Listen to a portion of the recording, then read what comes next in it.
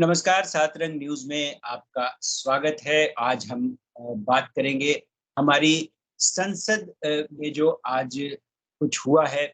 जैसे पुरानी संसद को अलविदा कह के हमारे तमाम सांसद नए संसद भवन में गए हैं और इसकी जो एक पूरी भूमिका बनाई गई और उसमें लंबा-चौड़ा भाषण दिया गया। नए संसद भवन में और सब कुछ नया करने की जो बात बार-बार कही गई कि अब सब कुछ नया, नया, नया हो जाएगा। तो उस तमाम सवाल पर हम बात करेंगे और इसके अलावा सबसे जो अहम सवाल है, महिला आरक्षण बिल को लेकर कि इस विशेष सत्र को लेकर कहा जा रहा था कि आखिर सरकार चाहती क्या है और विमेन रिजर्वेशन बिल की बात भी हमने सात रंग न्यूज़ पर भी ये बताया था कि ये आशंका है कि सरकार इस बार लेके आए। तो आखिरकार ये हुआ। ये आज का जो पूरा घटनाक्रम है संसद में जो कुछ हुआ और जिस तरह से वुमेन रिजर्वेशन बिल को लेकर के जो बातें सामने आई, इस बारे में हमारे साथ बात करने के लिए हैं वरिष्ठ पत्रकार और लेखक कुमार नरेंद्र सिंह जी। नरेंद्र सिंह जी, आपका बहुत-बहुत स्वागत है।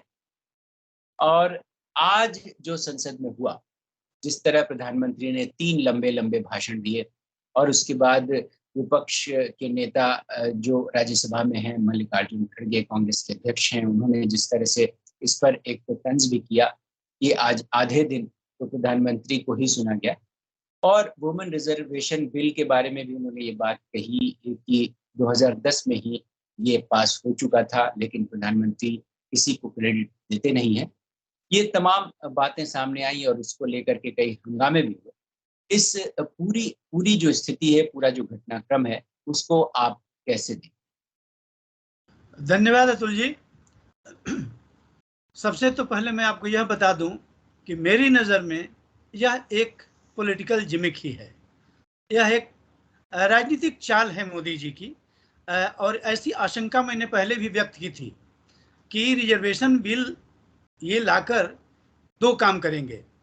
इससे इन्हें दो फायदा होगा। एक तो जो कांग्रेस को क्रेडिट मिलना चाहिए था, और यह सच्चाई है कि इस बिल को सबसे पहले पास करने वाला कांग्रेस ही था, तो उसके क्रेडिट को छीनना। और पूरे देश में अभी 43 करोड़ 2 लाख महिलाएं हैं, उनके बीच अपनी पार्टी की पैठ बनाकर जीत हासिल करने का मंसूबा पाले हुए हैं हमारे प्रधानमंत्री जी। इसमें हमें कोई शक नहीं है। लेकिन यहां दो चीजें हैं। एक, 2024 में इसको इम्प्लीमेंट नहीं किया जा रहा है, 2029 में इसकी संभावना है, क्योंकि अभी सेंसस होना बाकी है, जो कि 2020 में होना था, 19 में ही होना था, लेकिन और अभी तक नोटिफिकेशन भी नहीं हुआ। नोटिफिकेशन होने के बाद, सेंसस होने के बाद उसके तमाम काम पूरे करने में लगभग 1 साल लग जाते हैं। तो मोटा मोटी मान लिया जाए कि 2029 के पहले यह नहीं संभव है। तो मोदी जी ने जो ह्यूमन्स विधेयक, रिजर्वेशन विधेयक लाया है, इसका सबसे पहला कारण ही यही है कि अपनी जीत को पक्की किया जाए और कुछ नहीं।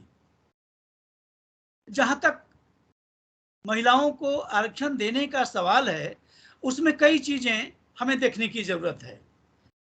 पहली बात कि महिला कोई जाति या धर्म की तरह एक तरह का ग्रुप नहीं है, मतलब होमोजीनियस कैटेगरी नहीं है। सारी महिलाओं के वर्ग चरित्र अलग अलग होते हैं, इसमें सभी महिलाओं को एक साथ नहीं रखा जा सकता। दूसरी बात, महिला और उसकी चेतना को राजनीति, उसकी आर्थिक स्थिति, उसकी सामाजिक स्थिति से काट कर नहीं देखा जा सकता है। इसलिए ठीक है कि महिला आरक्षण कानून बनना ही चाहिए, ये हम सभी चाहते हैं, लेकिन जिस तरह से बनना चाहिए उस तरह से मोदी जी ने इसे नहीं बनाया है, क्योंकि इसमें SC ST और अदर बैकवर्ड क्लास के लिए कोई भी प्रोविजन नहीं किया गया है। कुल मिला के अगर 22.5% हटा दिया जाए तो सारे आरक्षण मूल रूप से सवर्णों के खाते में आते हैं। आप, इससे बेहतर हो सकता था कि आप कर देते कि सभी पार्टियों के लिए मैंडेटरी है कि वे 33% आरक्षण दें। जो नहीं देगा उसके कैंडिडेचर रद्द कर दिए जाएंगे। बहरहाल मुझे लगता है कि महिला आरक्षण से मैं तो बहुत ज़्यादा आशान्वित नहीं हूं कि इससे बहुत कुछ अंतर पड़ने वाला है। इस देश में राष्ट्रपति और प्रधानमंत्री तक महिला हो चुकी हैं, लेकिन महिलाओं की स्थिति में कोई भी फर्क नहीं पड़ा। आज भी महिलाएं उसी तरह सताई जाती हैं। आप देख सकते हैं कि मणिपुर में औरतों के साथ क्या हुआ, या पूरे देश में औरतों, और खास करके अगर वह दलित औरत है तो उसके साथ क्या होता है, उसका कोई नोटिस भी नहीं लिया जाता है। मुझे नहीं लगता है कि पार्लियामेंट में पहुंचकर कोई खास अंतर आ जाएगा। जिस तरह से प्रधानमंत्री नरेंद्र मोदी ने इस पूरे बिल को ये महिलाओं के सशक्तिकरण से जोड़ा, और जो तमाम महिलाओं से रिलेटेड जितने भी कार्यक्रम इस सरकार ने चलाए हैं, उसी की एक अगली कड़ी के तौर पर एक बड़े अचीवमेंट के तौर पर उन्होंने पेश किया कि भाई संख्या बल नहीं होने की वजह से बहुत सारे काम पहले नहीं हो सके, वो अब वो जल्दी से जल्दी उसको करना चाहते हैं, और जाने कितने ऐसे काम बाकी हैं जो वो अपने संख्या बल की बदौलत करना चाहते हैं। ये तमाम क्रेडिट लेते हुए उन्होंने बहुत सारी बातें कही, और ख़ास तौर से अपने 9 साल की जो उपलब्धियां हैं उस पर ही उनका भाषण पूरी तरह फोकस रहा। जाहिर सी बात है कि इसके अपने अपने मायने सारे लोग निकालते हैं और विपक्ष इस पे अपनी अपनी प्रतिक्रियाएं भी देता है, लेकिन क्या इससे आम जनता या देश के तमाम हिस्सों में जिस तरह से बड़ी संख्या में महिला संगठन है या महिलाओं की जो स्थिति है उस पर कोई फर्क पड़ेगा क्या इससे? मुझे लगता है कि प्रतिनिधित्व तो बढ़ जाएगा, इसमें कोई शक नहीं, लेकिन प्रतिनिधित्व का बढ़ना उनके जीवन की बेहतरी की कोई प्राथमिक शर्त नहीं होती है। कई बार हम लोगों ने देखा है कि महिला संसद में या उच्च पदों पर बैठी हुई हैं, लेकिन उसके चलते किसी महिला का विशेष भला हुआ हो, ऐसा देखने में कभी नहीं आया। आप देख सकते हैं कि हमारे देश की राष्ट्रपति महिला हैं, और मणिपुर में ये लगातार होता रहा, लेकिन उससे क्या फर्क पड़ा? कुछ भी फर्क नहीं पड़ा। महिलाओं के साथ बलात्कार और बदतमीजी की घटनाओं में कहाँ कमी आई है? आज भी ये 22वीं सदी में औरत को नंगा करके घुमा दिया जाता है, और हमारी सारी महिलाएं संसद में आज भी लगभग 14% महिलाएं हैं। ये कुछ भी नहीं कहती हैं, कुछ भी नहीं करती हैं। औरतों का, बच्चियों का रेप होता है इस देश में, पर किसी महिला ने, खास करके ट्रेजरी बेंच की किसी भी महिला ने इसके खिलाफ आवाज नहीं उठाई और गोल गोल बातें करती रही। महिला पहलवानों के साथ जो हुआ उसको लेकर संसद के किसी भी ट्रेजरी बेंच की महिला ने कुछ भी नहीं कहा, और ये बताने की कोशिश करती रही कि जो ये लोग जो कर रहे हैं वो गलत कर रहे हैं। मेरा मतलब है कि जब तक हमारी मानसिकता में बदलाव नहीं होगा, जब तक हम महिला को अपने बराबर नहीं समझेंगे, हाँ, उसके लिए ह्यूमन रिजर्वेशन बिल कुछ जमीन तोड़ सकता है। मैं ये नहीं कहता हूं कि यह किसी काम का नहीं है, यह जमीन तोड़ सकता है, बशर्ते कि उनकी मंशा की। मैंने पहले ही बताया आपको कि किसी भी महिला को उसके सामाजिक, आर्थिक और राजनीतिक संदर्भ से काट कर नहीं देखा जा सकता।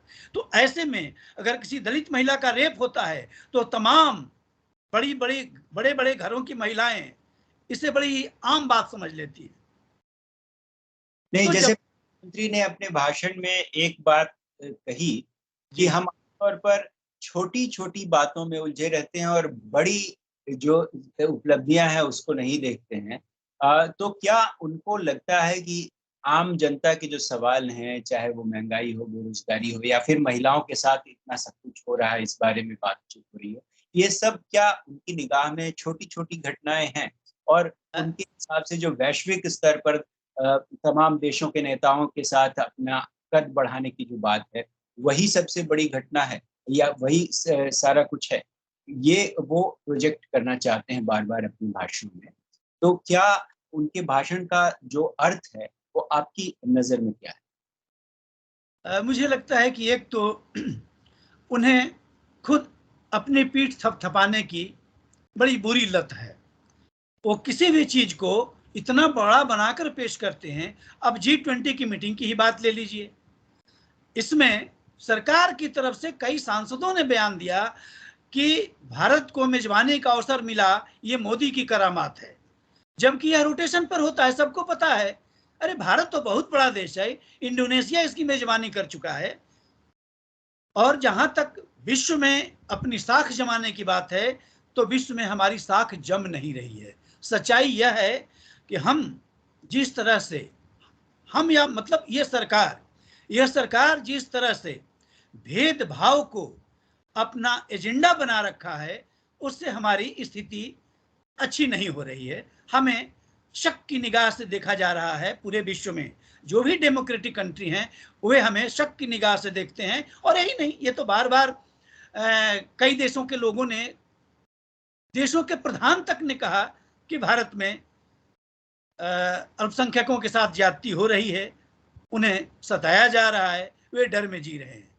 तो मोदी जी की जहां तक बात है, मैंने कहा कि मोदी जी सिर्फ यह चाहते हैं कि जितने भी मुद्दे हैं, आसन्न मुद्दे, बेरोजगारी की बात कोई ना करे, कोई महंगाई की बात ना करे, मतलब ये तमाम जो छोटी छोटी चीजों की वो बात करते हैं, यही छोटी छोटी चीजों को लेकर आदमी जिंदा रहता है। और अतुल जी, मुझे लगता है कि बड़ी खुशी, बड़ी बात कुछ होती नहीं, छोटी छोटी बातों को मिलाकर ही बड़ी बात बनती है। और ये अपनी झुठमुठ की बड़ी बात कह के इन छोटी छोटी चीजों को दबाना चाहते हैं, क्योंकि इन्हें पता है कि 2024 में ये सारी बातें इनके खिलाफ जाएंगी, इसलिए महिला मुद्दा को उन्होंने आगे कर रखा है। जी, जो अब हम एक बार थोड़ा नए संसद भवन की भी बात कर लेते हैं। बड़ा भव्य बना है, और ऐसा सुनने में आया, देखने में, मैं तो खुद जा नहीं पाया हूँ कभी, लेकिन जिस तरह से उसका वर्णन हुआ, जिस तरह से उसको प्रोजेक्ट किया गया, पुराना संसद भवन बेचारा हताश नजरों से देख रहा था कि हमें छोड़ के सब जा रहे हैं, और नए संसद भवन में नए तरीके से चीजों को रखने की बात कही गई। प्रधानमंत्री ने ये भी कहा कि इस संसद भवन में जो कुछ भी होता रहा, चलिए, वो एक संसदीय परंपरा को उन्होंने कहा, की तारीफ भी की, नेहरू से लेकर अब तक की तमाम प्रधानमंत्रियों की। साथ में ये भी उन्होंने कहा कि ऐसा फिर कि कोई भी जो सांसद हैं, हमारे जनप्रतिनिधि हैं, सब मिलजुल करके कोई फैसला लें, अपनी बात रखें, कोई ऐसी असहज सी स्थिति न पैदा हो संसद भवन में। ऐसा उन्होंने ऐसी उम्मीद जताई नए संसद भवन में जाते वक़्त। लेकिन जाते ही पहले जो उनका महिला रिजर्वेशन बिल के बाद, मल्लिकार्जुन खड़गे के बयान के बाद, जिस तरह से भाजपा के सांसदों ने हंगामा मचाया, हल्ला मचाया, और उन्हें पूरा बोलने का मौका भी नहीं दिया, और लगातार बीच में टोका-टाकी करते रहे। तो क्या ये संसदीय परंपरा, इसी की बात मोदी जी कह रहे थे कि क्या विपक्ष ऐसा ना करे और सत्ता पक्ष के लोग ये करते रहें? अतुल जी, पिछले 9 सालों से हम लोग मोदी जी को देख रहे हैं।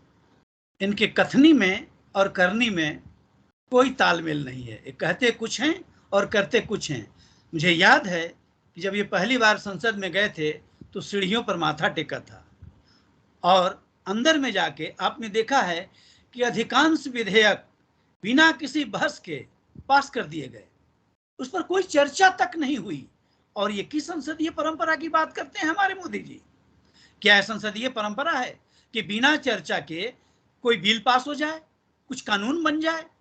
लेकिन हमने एक बार नहीं, 50 बार ऐसा देखा कि मोदी जी उस पर चर्चा नहीं कराते हैं, और विपक्ष जिस पर चर्चा कराना चाहता है उस पर तो वो कभी चर्चा करते ही नहीं है।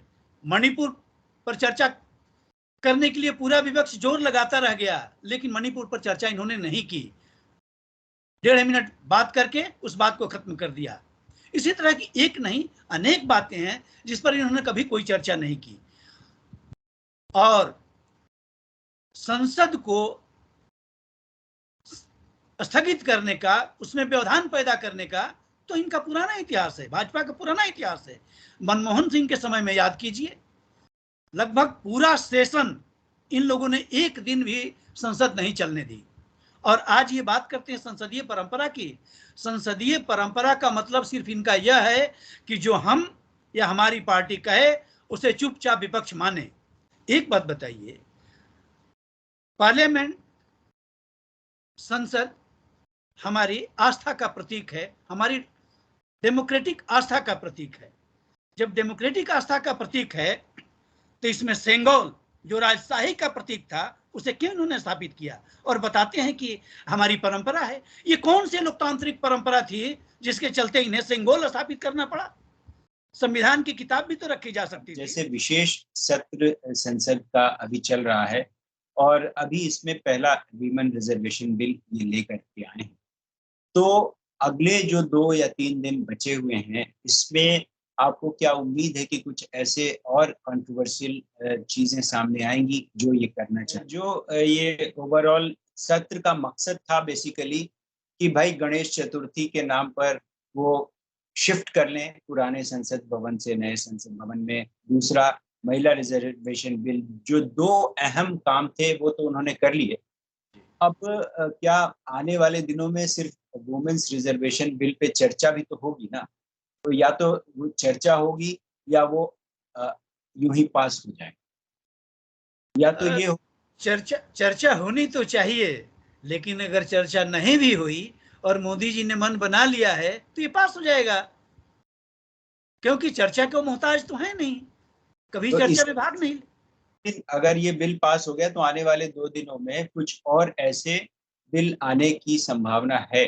जी, मैं तो कह रहा हूं कि वन नेशन वन इलेक्शन, ये बहुत दिनों से ये बात कर रहे हैं। क्योंकि इसमें कुछ व्यवहारिक कठिनाइयां हैं, इसलिए हो सकता है कि इस पर इतना जोर न दें, लेकिन भारत बनाम इंडिया की बात जरूर उठेगी, जहां तक मुझे लग रहा है। चलिए, बहुत-बहुत धन्यवाद नरेंद्र जी। फिलहाल आज की बातचीत हम यहीं खत्म करते हैं। बहुत-बहुत धन्यवाद। धन्यवाद अतुल जी।